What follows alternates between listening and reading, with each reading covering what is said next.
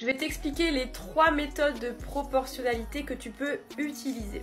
Je ne parlerai pas de la méthode du produit en croix, je ferai une vidéo spécialement pour ça.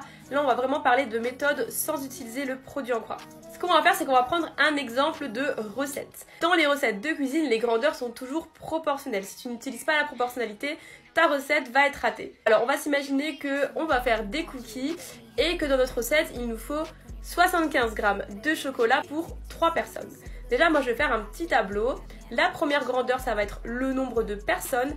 Et la deuxième grandeur, la masse de chocolat que tu vas utiliser. Nous, on va essayer de chercher, du coup, quelle masse de chocolat il nous faut pour 12 personnes. Alors déjà, on va utiliser la première méthode. On sait que 12 personnes, c'est 4 fois plus que 3 personnes. Parce que 3 fois 4, ça fait 12. Et bien, tu vas reproduire la même chose avec les valeurs correspondantes de l'autre grandeur.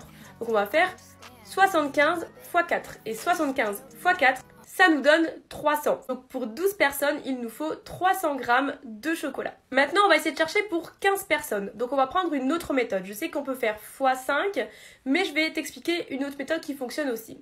Tu peux chercher des relations entre les nombres qui sont proposés. Par exemple, nous on sait que 3 personnes plus 12 personnes, ça fait 5 personnes. Donc tu vas additionner les quantités qu'il te faut pour 3 personnes et 12 personnes pour trouver celle qu'il te faut pour 15 personnes. On va donc faire 75 g plus 300 g, ce qui te fait 375 g. Il te faut donc 375 g de chocolat pour faire des cookies pour 15 personnes. Maintenant, on va chercher pour 7 personnes. On est d'accord que 7 n'est pas un multiple de tous les nombres qui sont proposés et ces nombres-là ne sont pas non plus des multiples de 7. Donc on ne va pas pouvoir utiliser la première méthode.